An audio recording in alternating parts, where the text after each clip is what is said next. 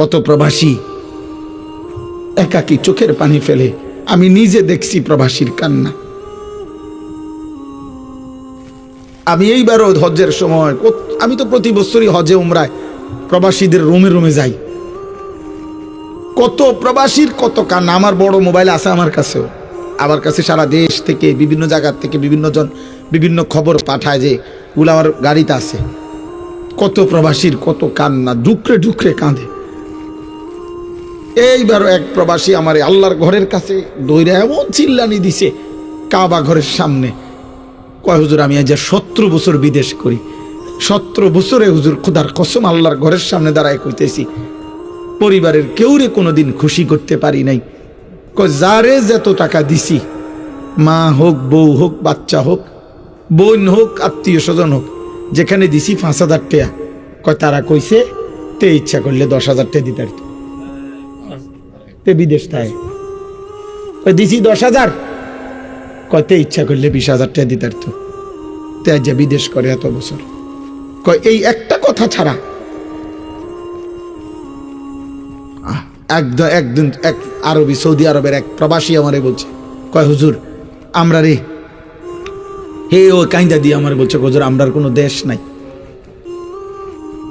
আমরার কোনো দেশ নাই। কেন?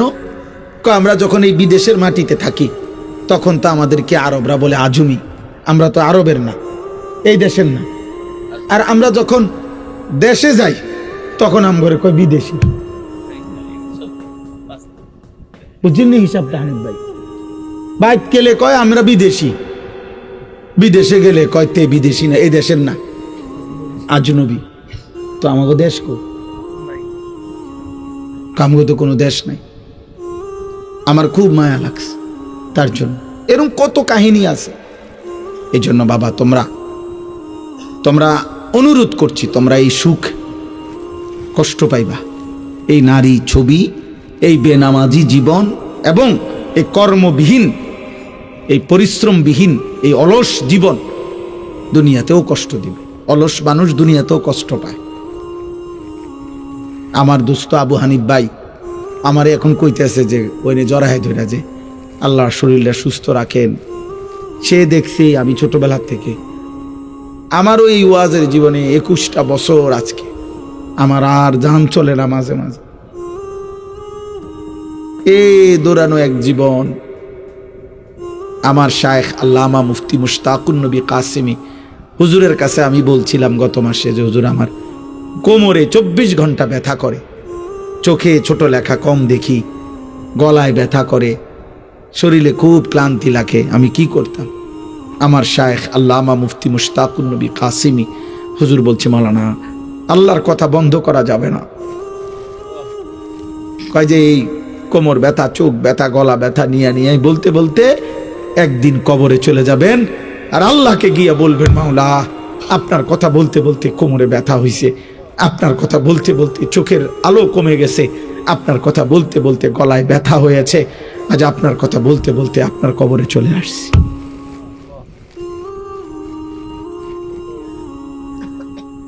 এজন্য দোস্ত,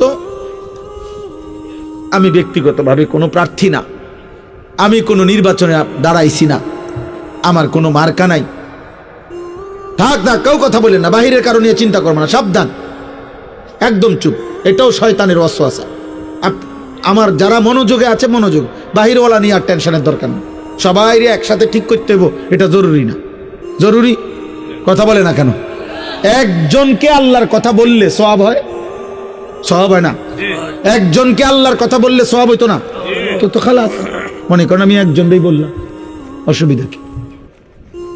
নিজের সাথেও যদি বুঝাপড়া করে কেউ তাহলেও সওয়াব হয়। ওয়াল তানজুর নাফসুম মা কদ্দামাত লিগাদ আল কাইয়িসু মান দানা নাফসাহু। নিজের সাথে বুঝাপড়াও যদি কেউ করে, কেউ নাই, আমি আমার মালিকের সাথে বুঝাপড়া করছি আল্লাহ। নিজের উপরে নিজে একটু হিসাব করা, আমার গুনাহ কি পরিমাণ, নেকি কি পরিমাণ। আল্লাহ বলছে বান্দা হিসাব কইরো, তোমার হিসাব আমি করতেছি, আমার আগে তুমি হিসাব করে নাও, তাইলে তোমার জীবন সুন্দর হবে। এই জন্য ভাই আমি এই 2টা আয়াত পড়ছি এই কথাই বলার জন্য যে আল্লাহ তাআলা আমাদেরকে শ্রেষ্ঠতম সম্পদ দিয়েছিলেন ঈমান। আমাদের কালেমা আমাদের সবচেয়ে বড় সম্পদ। আমরা যে মুসলমান বলছি, খোদার কসম আব্বা, এটা আমাদের জীবনের সবচেয়ে বড় সম্পদ। আমরা যে জানি আমরা মুসলমান, এটা আমাদের জীবনের সবচেয়ে বড় সম্পদ। আমরা যে চিনি আমাদের নবী মুহাম্মদ সাল্লাল্লাহু আলাইহি সাল্লাম, খোদার কসম এটা আমাদের জীবনের সবচেয়ে বড় সম্পদ। আমরা যে বুঝি আমাদের কালেমা লা ইলাহা ইল্লাল্লাহ, এটা আমাদের জীবনের সবচেয়ে বড় সম্পদ। এমন পাওয়া ধন, আল্লাহর দান, এটা যদি আমরা প্রত্যাখ্যান করি, ফিরাইয়া দেই, এটা ইনসাফ হবে না, উচিত হবে না, ঠিক হবে না। এমন নিয়ামত ফিরাইয়া দিও না আব্বা, এমন নবীরে ফিরাইয়া দিও না।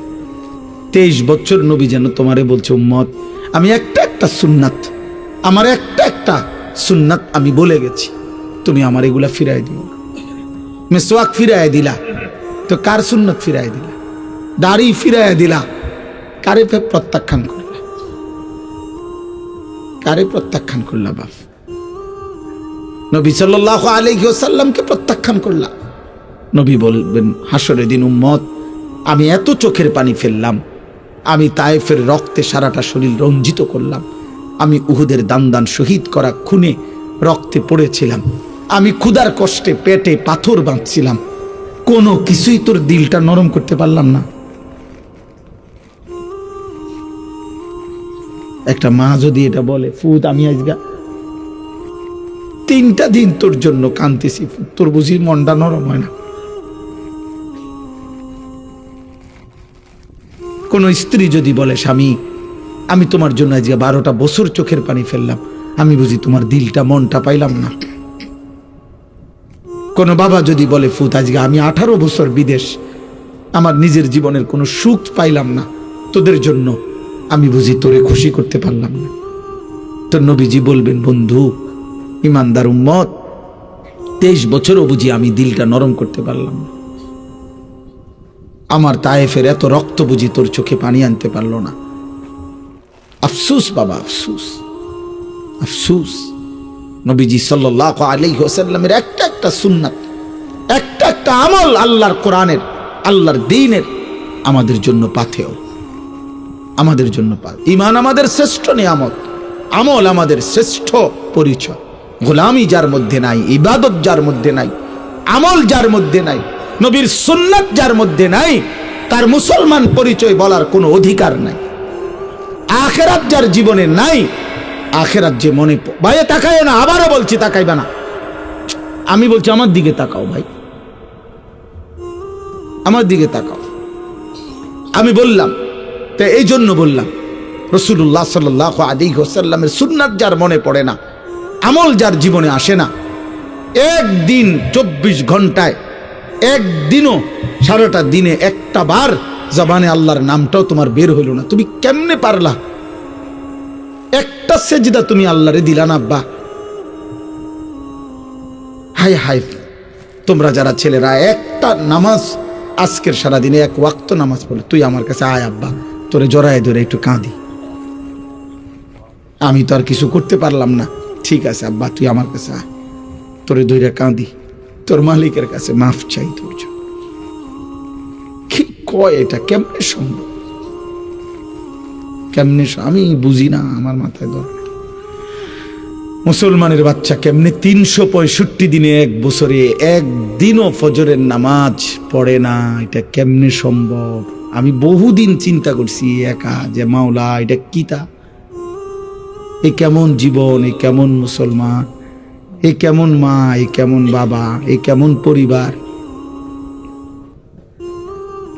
এটা তার কেমন কালেমা, এটা তার কেমন নবী। চলো ভাই চলো, নিয়ত করি ইনশাআল্লাহ আজকে থেকে আমরা নামাজ পড়বো ইনশাআল্লাহ। বলো নওজোয়ান ইনশাআল্লাহ নবীজির একটা সুন্নাত অনুসরণ করব, বলো ইনশাআল্লাহ।